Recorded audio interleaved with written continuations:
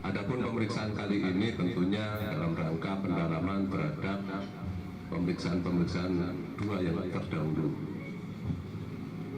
Berdasarkan hasil pemeriksaan pada hari ini, setelah kami evaluasi, kami simpulkan telah terdapat cukup bukti bahwa yang bersangkutan diduga terlibat di dalam peristiwa tindak pidana korupsi proyek pembangunan infrastruktur BTS 4G paket 1, 2, 3, 4, dan 5. Hasil pemeriksaan tersebut sehingga tim penyidik pada hari ini telah meningkatkan status yang bersangkutan setelah dari saksi menjadi tersangka.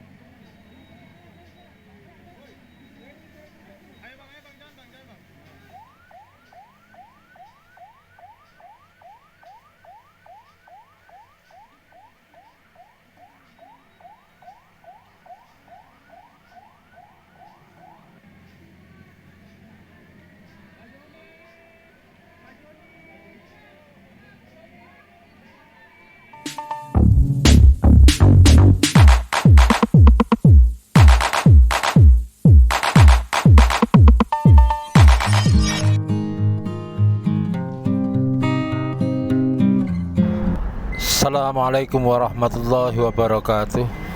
Berjumpa kembali di channel Cendekia Muslim. Teman-teman sekalian, breaking news ya.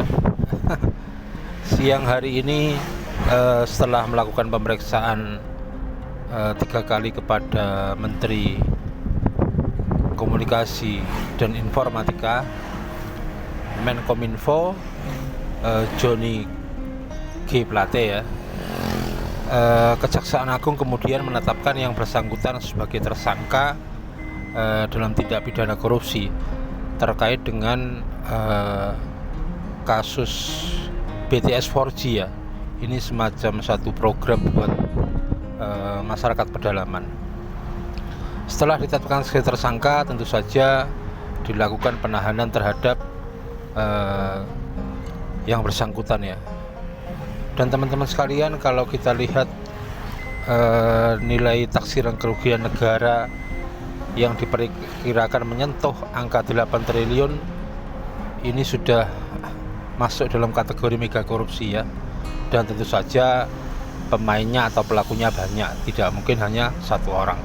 Karena dalam kasus korupsi itu biasanya selalu saja itu dilakukan secara kolektif ya, tidak mungkin secara personal, kecuali dalam hal gratifikasi, suap dan lain sebagainya.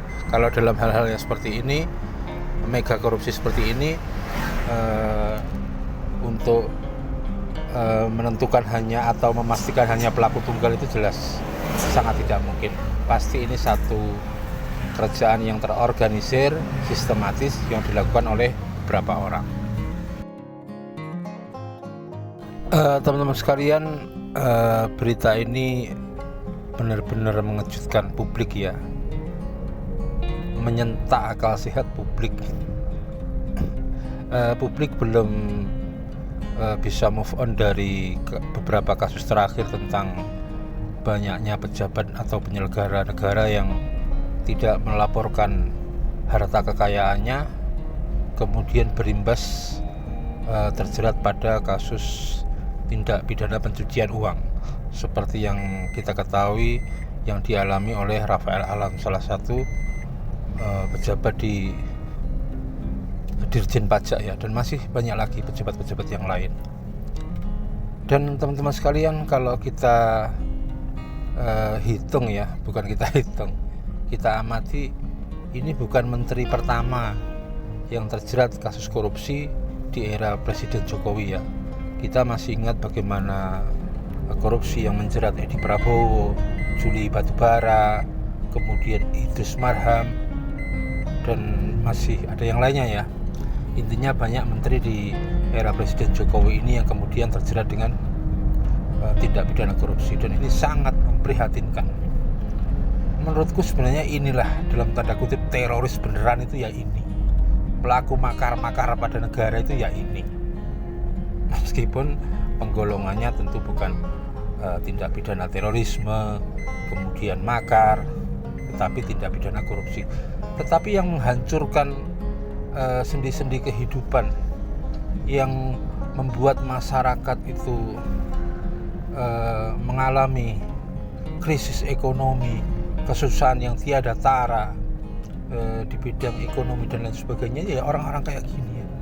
Para pejabat yang seharusnya menunjukkan amanahnya ketika memegang jabatannya, kemudian bisa memberikan pelayanan yang terbaik kepada masyarakat, kepada warga negara, justru terjerat tindak pidana korupsi.